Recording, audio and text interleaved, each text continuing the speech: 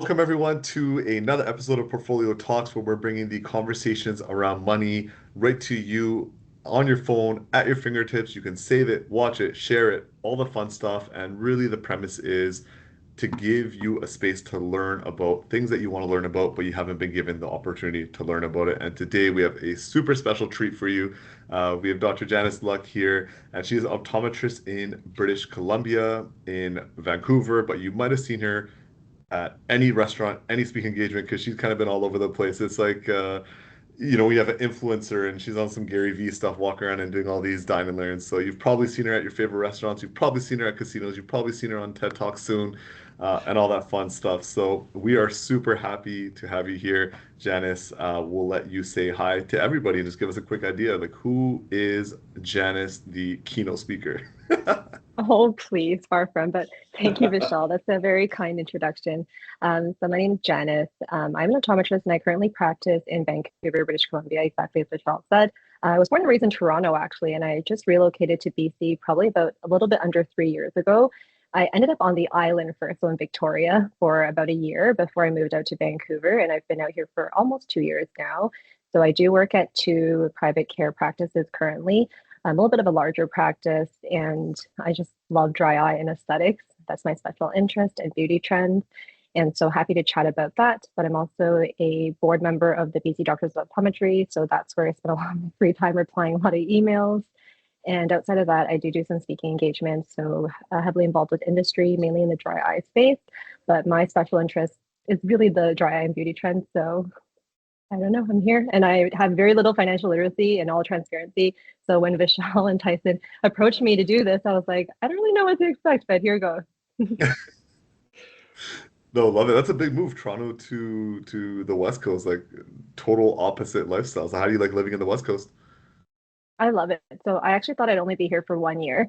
I wanted to move out just to snowboard and hike and cycle for a year. And I'm still here almost 3 years later. So my parents aren't actually that happy about that. All right.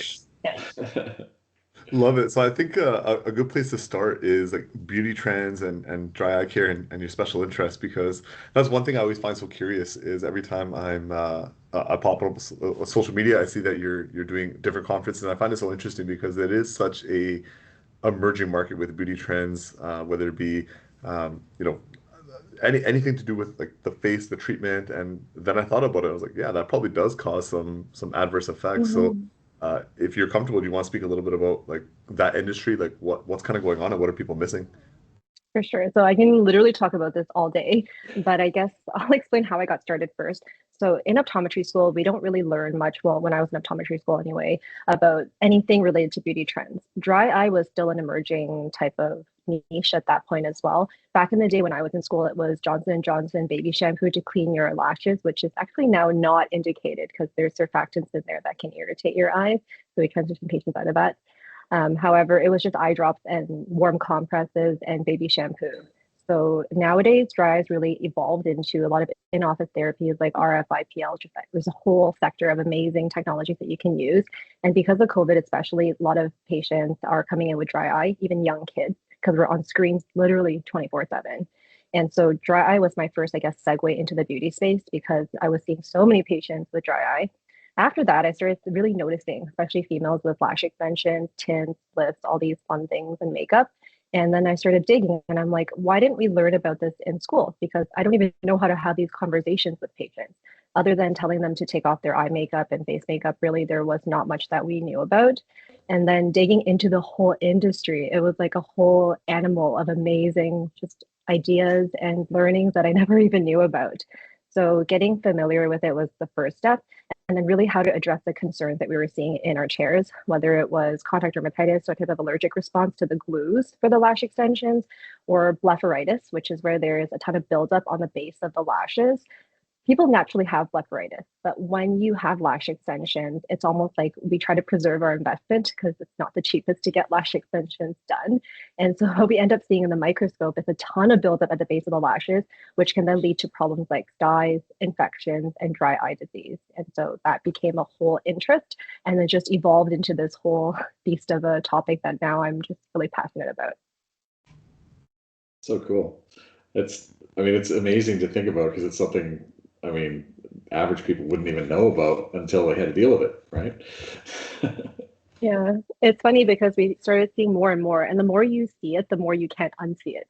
So now it's almost like every female that comes in, not exclusively female, but mostly female, I look for things around their eyes that indicates that they have certain beauty trends done, whether it's even like Botox injections or things like that. And that can open a whole conversation stream with patients. Wow. That was gonna be my next question is it's so cool that you can pursue a special interest when it comes to optometry. Um, for those younger, ODs that are watching this, or not even younger, just any optometrists in general, when they're watching and they think like, hey, I do have a special interest and I want to dig a little bit deeper on it, but is there any kind of ROI on it? Have you noticed any kind of ROI with pursuing that and how's it help your practice? For sure. In the beginning, no, truly. It's a lot of time and investment. So part of my interest in learning is attending conferences that aren't optometry related. So I started dabbling into lash extension conferences, and yes, they do exist. Wow. So yeah, there's one in California that I attended 2 years ago. It's called LashCon, and it's the biggest one in all of North America. And basically, all these lash artists go and they learn about the trends and the finances even, and just a ton of amazing stuff in the industry. And it's a true eye opener that that many lash artists all congregate into one place for a conference. So that's one step. But ROI wise, takes time. So nowadays, almost getting the word out, it almost seems like I'm attracting a certain niche of patients. It's like one refers another in. So if one comes in with lash extensions and dry eye, and let's say we do a treatment on them, they'll tell their friends who most likely will have lash extensions as well. And then that leads into a whole new niche of untapped patients that in the past we used to tell them just don't get lash extensions, but that really takes away the trust between you and the patient because realistically they're just not going to listen to you. So being able to manage them and better their health while they're getting their lash extensions to support them, that's more of the path I'm taking. It's not like I'm telling every girl to go get lash extensions or beauty trends done. No, but at least they understand what's going on a lot more than just not knowing. For sure. Yeah. Yeah, and I think it's so cool because for optometry, if you're watching this and you're thinking like, how do I work the same hours but earn more money in the same hours? A big way you can do that is the sales aspect. And the irony about it is not really a sales aspect; it's a educational aspect. Because you make a lot more money. Correct me if I'm wrong, but you make a lot more money than from the dry eye treatment, specialized treatment, childcare treatment. Like lenses and things of that type. And it's the cool thing about being a medical practitioner is you're not really selling, you're just educating. Like you can see, like I know I'm chronic for having dry eyes. I think it's a classic brown guy thing Oh, when you have really long eyelashes. Like I just get a bunch of different stuff. So you're talking about the baby Johnson and Johnson. I was like, I remember that when I was younger. Like they like wipe your eyelashes. I was like, I don't know. Like it's just attracting so much stuff. But um it's just one of those things that you need the treatment anyway. So it's actually more hurtful for your patients if you aren't doing the due diligence to just learn of like if they have this, that's a trigger to have this type of conversation, and you can do better types of treatment. If I'm not mistaken. no, you're totally correct. And the coolest part about my career, I feel like, is it's constantly learning and evolving. And so things that exactly we learned like 10 years ago or 5 years ago aren't necessarily relevant anymore. And it's really up to the practitioner to stay up to date with things and trending topics in the industry. And your Yeah. clients become your raving advocates too, because they're going to tell everybody, and that's really cool. Yeah, and that is interesting because the optometry profession, in my opinion, is really shifting. So back then we were the go-to for, let's say, glasses and contacts, and we still are, but the industry has evolved in a way where due to online resources, a lot of patients have shifted from purchasing, let's say, their eyewear from an optometry clinic into just online sales. And so the sad truth is that we do lose our income because of that. So we all have to find a way to differentiate or we lose business. And ultimately, as much as we are healthcare, the interesting thing is that we are business as well. Yeah. So another follow-up question on that, and then I know Mhm. Tyson and I have a question that we want to ask about, associate versus clinic ownership and things of that type. But what are those conversations looking like as far as optometrists? Like how do you solve that sales reservation aspect? Because I know like we work with a ton of optometrists, and that's always one of those things that they hate the idea of sales, and they're like, we've Like, never been taught about it through our entire educational journey. And then the sad reality is you enter the workforce, you're hit with that reality is, you're not going to get eyeglasses sales, so you need to make that money elsewhere. And they're like, I don't know how to have this conversation about sales, and they just don't do it. So what does that look like? Is that changing? Because you have a unique perspective from the BCDO side and a practicing side. So what's the solution, you think? that's the ongoing question. I don't think there is a solution. Students really aren't taught, well, in my generation anyway, how to approach the business side of optometry. And that was a really, exactly as you said, a very hard reality that hit me when I first graduated. It's not just about practicing and being the most up to date in terms of knowledge from a science point of view. You actually have to be able to almost negotiate with your client and be able to, as much as you say patient, they are your client at the end of the day. You have to be able to make those conversions. And I think obviously with time, things get a bit easier, but personally, I'm really crappy at sales myself. So education is actually key and building the trust between patients. I find when you make a recommendation because a patient truly needs it versus if you're making a recommendation just because it's going to cut you a big paycheck, I truly think that patients can see the difference. And so just being, I guess, authentic is usually my sales tactic, quote unquote. And it's been working okay-ish. Um, However, from a BCDO standpoint and from an industry standpoint, we are really trying to support our new grads and other optometrists in the profession. So, like a colleague of mine, the current BCDO president, like Evelyn Lowe, she is currently doing her MBA.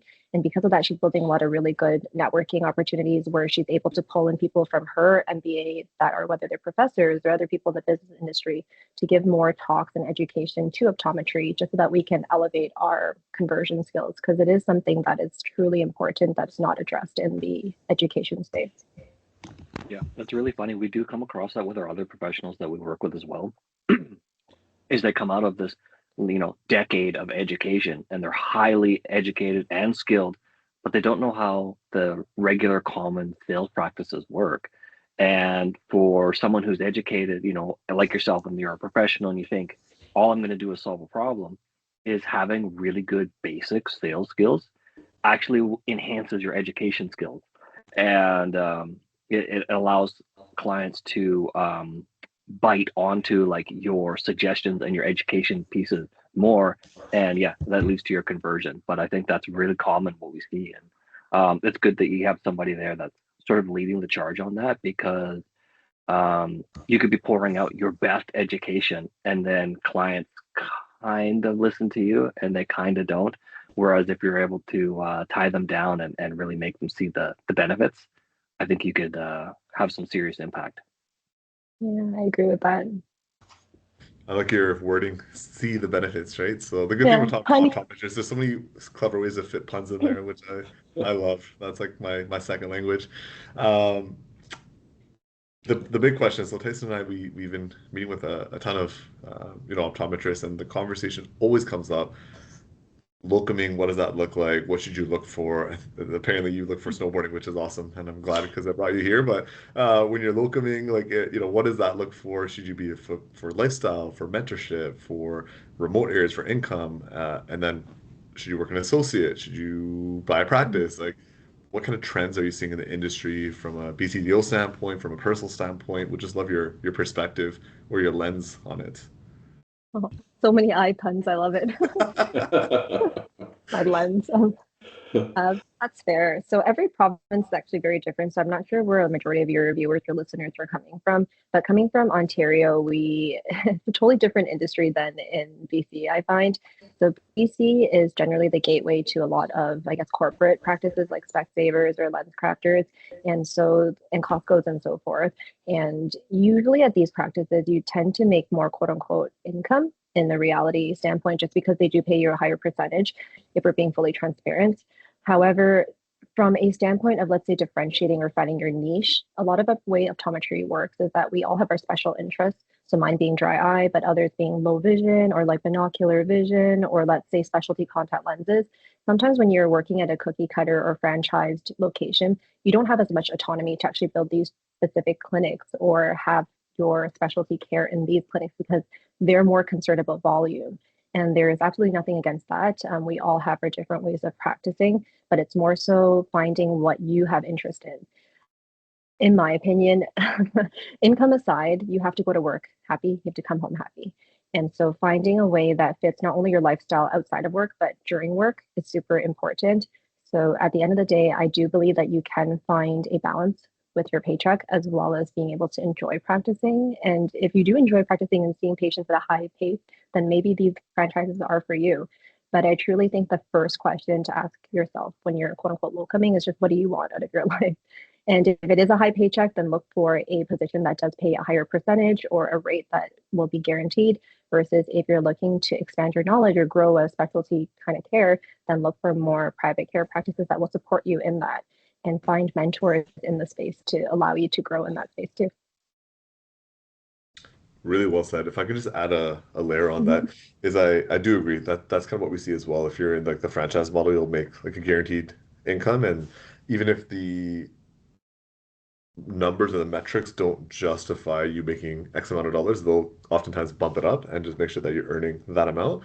That being said, on the private side, you have no ceiling. So if you're more of the business savvy type where you want to take a swing and you could hit 100 times, the cool thing is you have no ceiling and you build up something that's yours, but you're going to be underpaid, overworked in the beginning, and that's just the reality of it. So you got to see what makes the most sense. But what I would say is, even if you're entering in the contract space, it's always advantageous to make sure that you have a lawyer just look over your contract to make sure that there is nothing missing.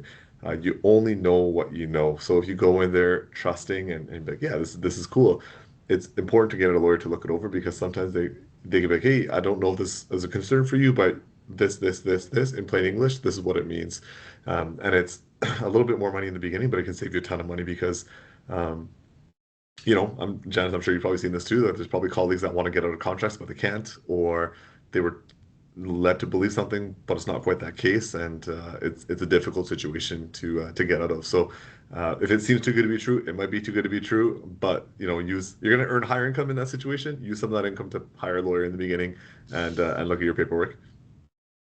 100%. There's a lot of little nitty gritty things like our radius of practice. Let's say if you practice in one specific area, they have an actual number that is put usually in contract that says within a certain radius of, let's say, 5 kilometers or 10 kilometers, you can't practice in a similar location within, like, let's say 2 to 5 years after you leave that practice. So although you may miss over a small detail, it might actually limit you for future opportunities if you don't end up staying at that location. So little details actually matter. So I'm not trained to read any lawyer documents. So 100% get the right people to do their jobs to help you succeed. Absolutely. Mike, a question for you. So based off that, let's say there's optometrists that are listening to what Janice is saying. They're like, yeah, that makes a ton of sense. I'm either going to be going to a model where I'm going to be paid from like a lens crafters, or I'm going to open up my own private clinic. Does that change anything from a lending perspective, from a mortgage broker's lens? Yeah, for sure. It impacts early on. It impacts your ability to borrow. Working for an established company, especially in a contract, you're pretty well ready to go lending wise from that point. From a self-employed position, they're going to want to see a little more history and a little bit more, proof that you can make this income. But it's still you're a professional, so lenders tend to like professionals and will give you kind of some room to maneuver more than somebody who's just starting a restaurant or something like that. And so yeah, it does impact, but it's not horrendous. It's just sort of it's usually if you're starting a new practice, you're probably not going to be buying a house at the same time anyways, because you are going to focus on the business at first. So I find it doesn't impact too much. But back to your point about contracts and stuff, I mean, that's a great message for life. Thinking about not just right now, but what's your life look like in 4 or 5 years? Is this still going to fit? And can I get out of this contract if my life changes? And that's really hard for a lot of people to kind of visualize. They just see the amount that they're going to get paid and, oh, this is in detail, I don't want to see it. So great point, as far as having it reviewed and having somebody else's input on it, because we get caught up in our small vision and not the big vision. So So good. Love it. So I have that's, a that's yeah. Yeah, I have a question for you about demographics in your industry. So for Vijal and I in our industry, the average age of a financial advisor right now is like 62 or something like that. Wow. Yeah, right. And so the the bulk of the industry is aging, and they're still like our job is not physically demanding. But I was curious to know, like, what does the demographics look like for you in the optometry industry, especially for those younger ones coming into the industry, maybe wanting to take over a practice or become part of a succession plan? What are you seeing as sort of a trend, I guess, here in BC, in terms of demographics in the optometry space? Yeah, it's a really good question. So demographics wise, a lot of optometrists don't really tend to retire. The beauty of this industry is that you're self-employed. So some, I guess, more higher number of age in terms of optometrists. I've seen them practice upwards to age 70. So we're kind of scattered all over the grid. And usually if you're at 70, you're practicing like 1 day a week, or you're just owning a practice, or you've already retired, hopefully by then. But at the same time, our job is very not that physically demanding as well, minus sometimes we have back issues. However, from a demographic standpoint, yes, I feel like it's ranged all across. Like obviously there's a large proportion of new grads, 30, 40, 50-year-olds, but it is quite scattered from that perspective. I guess from a location standpoint for demographics, what I tend to see is that everyone congregates around the city and everyone wants that lifestyle, the city lifestyle, but more remote optometrists, first, they make more money because they're servicing a larger amount of people, for one. And two is that usually the jobs will bring in a higher income because of that. And there is less, let's say, competition from eyeglass stores and opticals. So from a sales perspective, you do better as well. So I guess from my own standpoint, practicing on the island versus practicing in Vancouver, I did see quite a large difference in my paycheck, with obviously the city being less. But those are lifestyle choices you make. That makes sense. I don't know if that answered your question, Tyson, but It gives us a sense. I mean, it's always interesting because just like how you started the conversation with health of all of the add-ons that people have for beauty products, we want to know sort of what's the inside baseball on, like what do you guys talk about? What do the demographics look like? okay. Are people retiring? Do they even retire? Like you said, they don't. And that's kind of nice. And we get to get an inside perspective of, what's going on. I guess another trend, if you were talking about demographics, is especially in BC, there's a large amount of franchises in terms of bigger bigger players. So that can range from, let's say, Bailey Nelson to Ollie Quinn. Like we see a lot of cookie cutter practices, which are great from the optical standpoint, and it's great for patients just because they have more options to choose from for their frames. One thing I've noticed is that private practices in BC a little bit less compared to Ontario. Maybe it's because the population's a bit smaller as well too. So as a new grad coming out, the challenge I hear a lot about is just finding a job truly that services your values. And you could come in saying you want to find a job that does X, Y, Z for you. However, the options are quite limited just because I feel like the choices are limited. So a lot of new grads will end up in, let's say, franchises or bigger corporate types of practices in the beginning because they still got to pay your bills. We all come out with a crazy amount of student loan. And so that is another important thing that we have to tackle and deal with. However, that's the challenge I do find is that a lot of people are not cold starting, and because cold starting is very difficult in the city, specifically for Vancouver. And so because of the jobs that are available, we end up in almost like an interesting circuit or cycle where we get stuck even if we don't necessarily want to be in a corporate practice, we end up in a corporate practice. So that's one of the challenges. So it's almost like a lack of options or support. You almost have like orphan ODs where they just end up like, I got nowhere to go, so I'm just gonna go into this corporate space. Yeah, and a lot of ODs these days too are residency trained in certain niches. So you can be residency trained in, let's say, dry eye or low vision, and come out and look for a job that you've been residency trained in. But based on your timing of graduation, there may not be an opportunity available. And then you start thinking, okay, maybe I'll start my own practice and just dive into specifically these types of niches. But that's a huge risk. And as a new grad, or even someone who's practicing after 5 years, it's not a risk most of them want to take. And that essentially leaves you in a little bit of a pickle of next steps.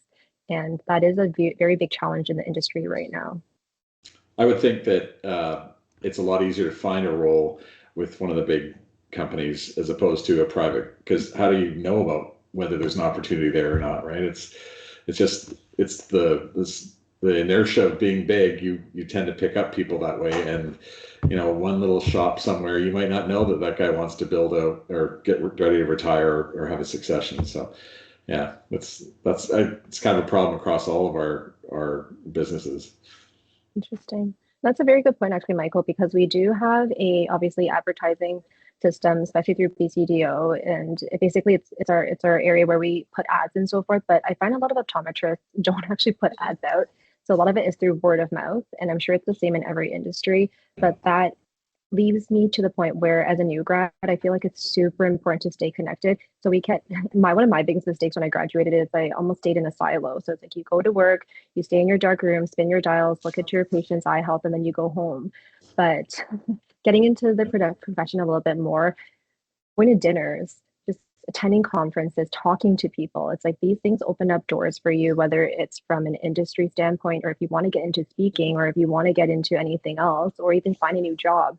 Not everything's always just black and white advertised. So I really do urge a lot of new grads and even non-new grads, someone who's been in their career for a while, just go get out of your comfort zone and do something different. And the rewards sometimes are pretty cool. Yeah. Yeah. So they should become social media influencers part-time. I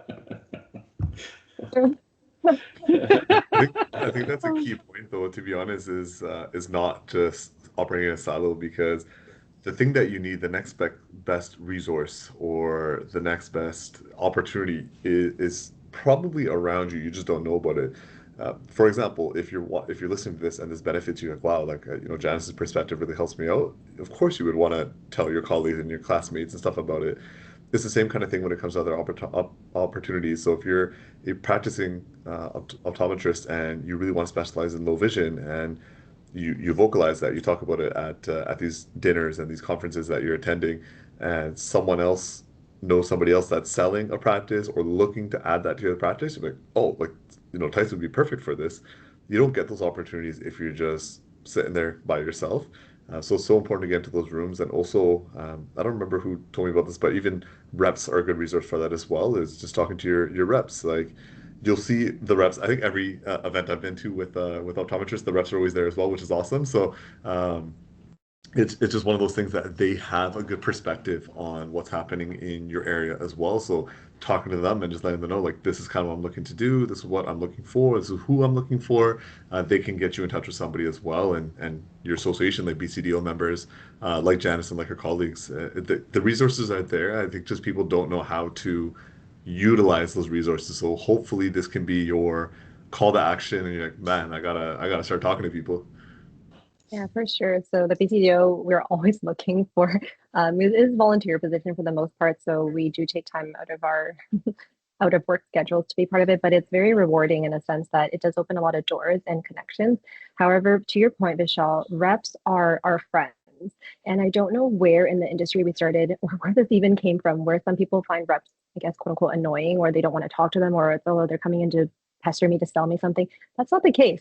I find that a large proportion of our industry, the reps are super genuine, kind human beings who actually want to be there to help you. And because they're in the industry, they have the nose. And exactly to your point, they know what jobs are there. They are very in with the times in terms of knowing what's trending and what's not. They're there to support you. And so the best resource actually is your reps, finding people that you want to work with and going from there. And it's actually opened up a lot of doors for me from the speaking perspective, because let's say they hear about you being interested, or myself being interested in dry eye and beauty trends.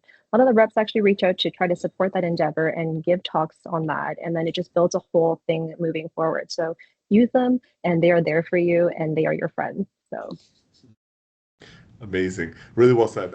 As we wrap up, I think there's one thing I want to talk about. So Janice kind of alluded to this earlier. If you were on the call or on the episode the entire time, she was saying that if you're someone that you graduate, you have debt, and I just need money. Maybe a bigger shop could make sense for you. They're going to earn a higher income, and that time value of money could be a really good thing, because you can get out of debt quick, especially in today's market where the interest rates are quite high. It can help you a lot by paying down the debt as quickly as possible. And then as long as you don't have lifestyle inflation, you could have more money on hand. So Tyson, I'll send this question to you, but if there's optometrist or just someone that's on the call right now that they've gone through that trajectory where they selected an option that was higher income, they use that to pay down debt. Now they're living below their means and they have some cash on hand. What are some things they can do to start to increase their net worth instead of just paying off debt? Yeah, well, I think it depends on how they structure themselves. And so we have this conversation with our other medical students. Like, when do you incorporate? Do you incorporate? That might save you some money initially on taxes. And then once you have excess funds and you're able to avoid lifestyle inflation, learning how to properly invest money is really key. And so something that we talk about with our high net worth or our high earning clients, the industry sometimes calls them Henrys, right? So they're high earners, not rich yet. And lots of acronyms, right? So you're earning excess money. What do you do with it? This is where you really want to reach out and utilize your financial team so that you can learn about how to keep that money. And one of the things that we've kind of come across and come up with a lot lately is you're going to concentrate on your career to get rich, but you want to diversify to stay rich. And that's where your portfolio and your planning team comes in. So we want you to keep more and more of your money so that you have the option to not work until age 70. Maybe you want to transition at age 55 and you've got $10 million saved. $8 million is in your corp and you've got $2 million in your RSPs and your mortgage is paid down because you didn't upgrade your house every 4 years. Even though we would love to send Mike the business, doesn't mean that we want you to constantly rotate houses like we rotate cars. And that can lead to professionals being financially independent. And then you get to make choices based on passion and not based on like, I need the paycheck. And, it's always a good thing. So those are a couple of things that we would look at. That's obviously not a one meeting agenda. That's kind of like a process that might take a couple of years. Yeah, really well said. And I like one thing that Tyson alluded to was, do you incorporate? Because we've seen this as well with a lot of clients that we've been meeting with. We just ask them like, what's going on right now? Where are you? And then, where do you need to get to? And a lot of times that conversation comes up like, oh, I heard I should incorporate. And I ended up incorporating, but I'm using all my money. So then I'm stuck. Like I have to pay two accounting fees. I have to pay my annual minute books for my corporation, and I'm using pretty much all the money, and it doesn't really make sense to incorporate, and they're kind of stuck in that cycle. So you may hear a lot of things, and you may not know if it applies to you or not. That's what a financial planner can help you with. That's what colleagues BCDO, that amazing membership can help you with answering kind of those questions and getting resources and support from your colleagues. That is the most important thing because you will always get further ahead if you're with a group of like-minded people. And I gotta say, we've spent time with BCDO, and I think Janice, correct me if I'm wrong, your guys' membership is like 103%. I think I'm just joking. It's like in like the high 90s, It's which in is the fast for 90s. most people. High 90s, But right? it thanks, yeah, but it's thanks to like companies like you guys. So portfolio planning has been a series of webinars for BCDO as a membership perk. And so by offering resources or being able to provide our members with these resources, it's another incentive for members to join. So thank you guys for that. It's our pleasure, and it's super enjoyable working with BCDO. Everything I've ever done with BCDO has been an absolute blast. Whether it be like the iDigest, but it's not iDigest anymore. It's been revamped, so I don't know if that's public or not or what it's called, but it is okay. Good. I was like, uh-oh, And but that's fine. okay, Top good. secret. It's been a pleasure. So if you are a graduating optometrist or someone that's not sure where you want to work, obviously I'm biased, but I would say BC is definitely a great spot. As Janice said, like you could have the resource and the support of BCDO, but also get access to a lot of remote areas and get that income and get. It's very easy to stand out of the community and be a part of those communities, which can lead to a lot of sales and a lot of increased revenue, but BC offers a ton of opportunities. I was going to say optometrist. I got all my words all mixed up, but it offers a ton of opportunity, and yeah, it's been an absolute pleasure. So before we wrap up, anyone have any last minute things? No, it's great. No, I think we covered it. That was awesome. Amazing. Janice, I'm sure in between your circuit of speaking, we'll probably get some questions from some listeners and we might have you on another time. But make sure you follow her on social media as well. Where can they find you if they want to connect with you? That's very kind. Thank you, Michelle. My Instagram handle is I look at I. So it's ILUK, my last name at I. So the pun, another one. That's kind of the name of this episode. I might just put it like special episode puns. Yeah. And they're gonna be like, Love what's it. going on here? No, it's amazing. It's an absolute pleasure. So thank you so much for taking the time. Thank you for the listeners. As always, if this gave you even a little bit of a benefit to give you more clarity in your future, make sure that you send that to a friend, a colleague, a classmate, because why just succeed on your own? Make sure that you pass it forward. And BCDO, as Janice mentioned, is always looking for more volunteers. So if you want to pass it forward even more, make sure you get involved with the association. Any questions, reach out to myself, Tyson, Mike, and if you're wondering all these tactics, how does it apply? We're always here to help. So hope you all have a great day. Janice, thank you again. Thank you so much, guys, for having me. Honestly, such a pleasure and a privilege. Awesome. Thank you, Janice. Thanks, Janice. Thank you.